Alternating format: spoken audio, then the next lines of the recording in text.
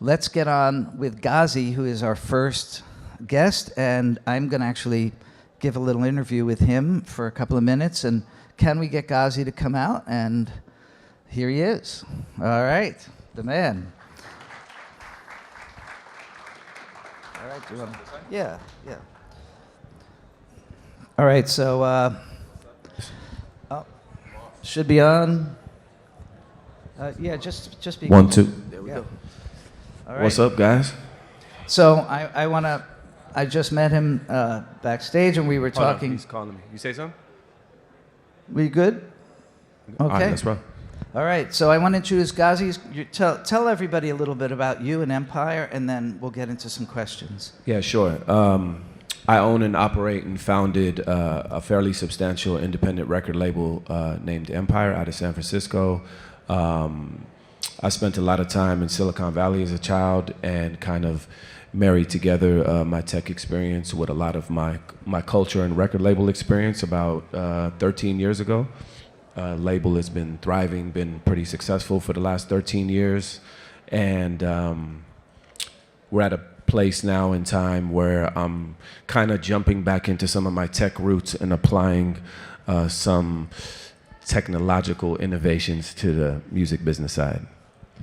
That's awesome. So there's a pain point in the music business, and I don't want to seem like I'm sort of, kowtowing, but what Ghazi's doing at Empire is a solution to a problem, which is major labels that used to be the vehicle for fame, for someone to have a career, have just been more and more sort of whittled down to, like, you have to have 200 million TikTok followers, and then they call you, and even if you're just farting into a paper cup, they'll sign you. Whereas real artists, real rappers, real singers, real performers have a harder and harder time. So people are turning to independent labels, and Empire is the biggest independent label and very well respected and liked in the business. And how do you see your future as a label integrating this Web3 that so many of the major labels are still years away from understanding, let alone integrating? For you to just be here, it's unbelievable. The thing for me is I've always prided myself on being an early adopter. So several years back when I started dabbling in a lot of crypto stuff, one of the primary challenges for us as a record label and for the industry in general has always been payments. And so I started to build out a blockchain solution so that we can make international payments.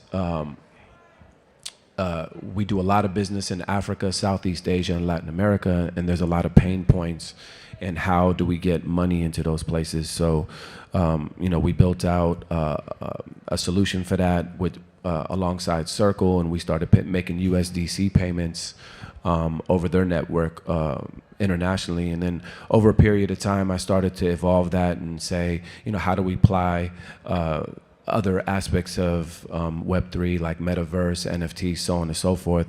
So about 6 months ago, a little longer, maybe about 9 months ago, we started to build all the technology to be able to mint our own NFTs on our own smart contracts. And it's kind of starting to evolve and take off for us.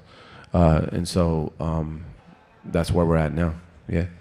What happens when you go to a major with something that you want to collaborate on, and you're like, I've got this great artist, they have a wonderful following, and we want to do something Web3. What is the reaction you get from, let's say, Warner or Universal? Do you get a positive reaction? I can't really speak on major labels because I don't collaborate with them. Artists collaborate with us. We're a fully freestanding independent label, publisher, and distributor, so we do everything on our own, both domestically and internationally. But the NFT space to me has always been very fascinating ever since I first encountered the technology and started to understand that I could use this as an ancillary product, and that I can gate this product and use it in a fashion much like an Amex Rewards membership and so on and so forth. So what we did was about 7-8 months ago, I have an artist named Moneyman who was supposed to be here, but his flight got canceled. And he's very progressive in the crypto space, which is rare for rap artists. And we spent a lot of time debating on how we were going to do things and how we were going to roll them out. But essentially, the first part of our rollout was he was the first artist ever to receive his advance in crypto. So we did a partnership with Cash App. We wanted to go lowest common denominator. How do we penetrate the urban landscape in the United States? We figured Cash App is lowest common denominator, and we did $1 million advance in Bitcoin on Cash App last year.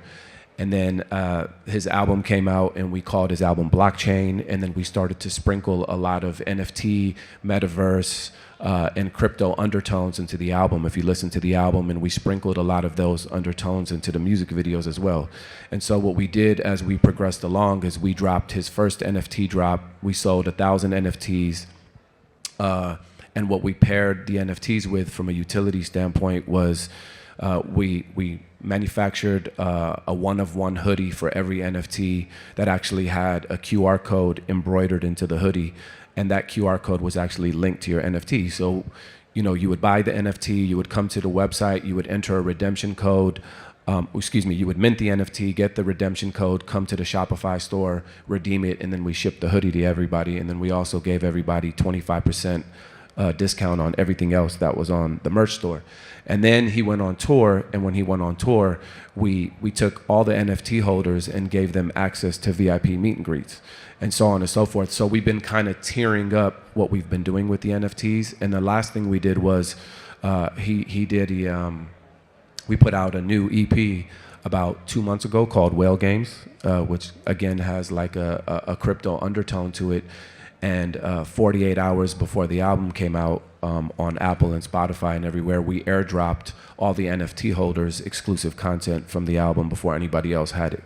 And so we'll continue to reward all the NFT holders so that we can build more consumer confidence and more utility in the NFT. So as we go along and as we build more of a user base, there's a level of confidence and a level of utility that in the space is kind of few and far between. There's a lot of people just trying to make quick money, and I'm kind of in it for the long haul, and I want to set a narrative where if you buy one of these NFTs, there's a value to it, a repetitive value, not just a one-time value. So that's amazing, because what you're actually doing is what we're supposed to be doing in NFTs, which is providing real life utility, not just like, hey, we'll like put you in our Discord in a private corner. Like, you're actually giving people value. We only have like a minute or two. Do you want to take a question? Is that something, or do you want to? Yeah, sure. Is there anybody who has a question for Ghazi here? We just have a very quick moment. Please just like raise your hand or stand up. And if, yeah, please.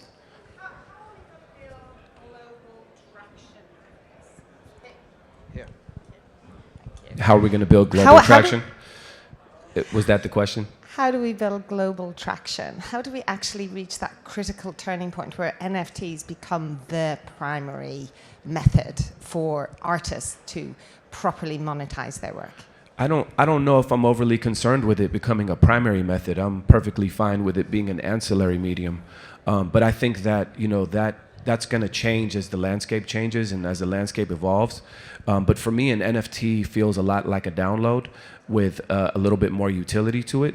But you know, we have a lot of other issues that we have to deal with on the NFT side in the music business before we worry about it becoming a global phenomenon. We have to worry about publishing, mechanicals. There's a lot of other issues that we have to deal with. So right now, one of the primary things I've been working on is just creating the right systems to do all the income tracking. You know, so we can track all the income, create and, you know, ingest statements into a system so we can table all the statements, UPC codes, ISRC codes, you know, things of that nature. I don't even know if in the NFT space there's a proper structure for that yet. So, you know, I'd rather be on the front end of it than on the back end. And I'm a firm believer that I'll never allow fear of failure to stop me from being on the front end of something. So, you know. My brother. Thank you. I wish we had I wish we had another few hours. We have a sweeping day. So sure. everybody, Thank please you for everybody give for it up for Ghazi. Thanks a lot. Empire Records. Check out Empire, because you're going to find the cutting edge of what's happening here at his label, and I really want to thank you.